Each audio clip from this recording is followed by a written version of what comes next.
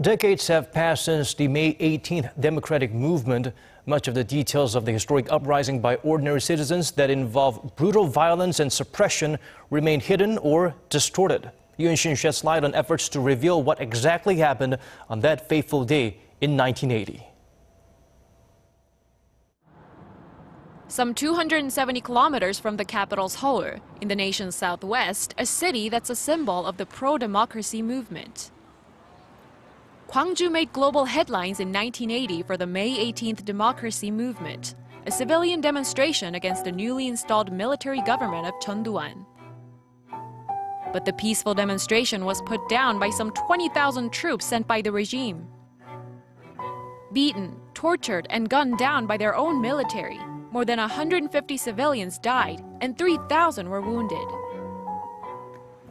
37 years later, sites commemorating the victims are found throughout Gwangju, including a national cemetery and a memorial center.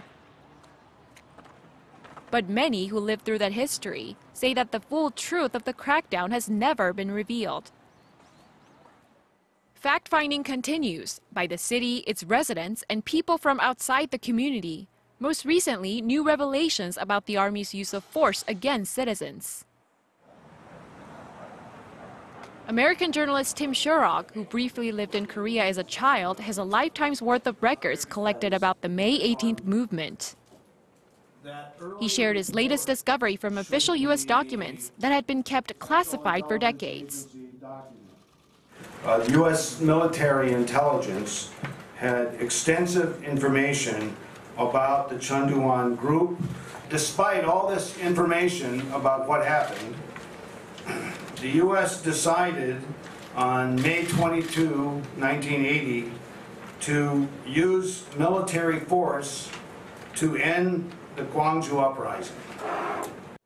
The U.S. didn't command the use of force, but with South Korea's control of its military dependent on U.S. authority, it speaks volumes about the role of the U.S. in the inhumane treatment of local citizens.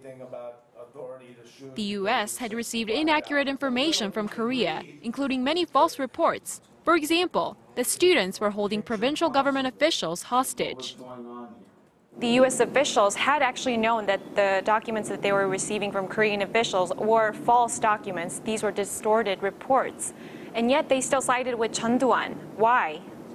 They believed, based on perhaps on the distorted reports from the Korean military and their own analysis from the CIA, that this rebellion could spread nationwide and maybe bring down the South Korean government. So I think, you have to remember, in this context, there was the Iran crisis where students had seized the embassy in Iran. This was a huge crisis for the Carter administration.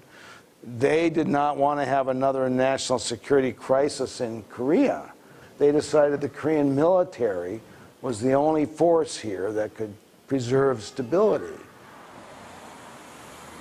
Sherrock is working closely with the May 18 archive, which contains articles, journals, photos, and tapes of the period collected by the city. Many of these recognized as UNESCO World Heritage. 이 자료는 6월 2일자입니다. 5.18이 끝나고 나서 언론 검열을 해서 그게 많이 빠지고 새로운 것으로 나타났다는 결정적 증거입니다. But the mounting evidence collected and Sherrock's disclosure about Washington's involvement are only the tip of the iceberg. A recent finding shows 150 bullet marks on the window of a building named Cheonil, in front of the provincial government office, where the last resistance of the movement took place.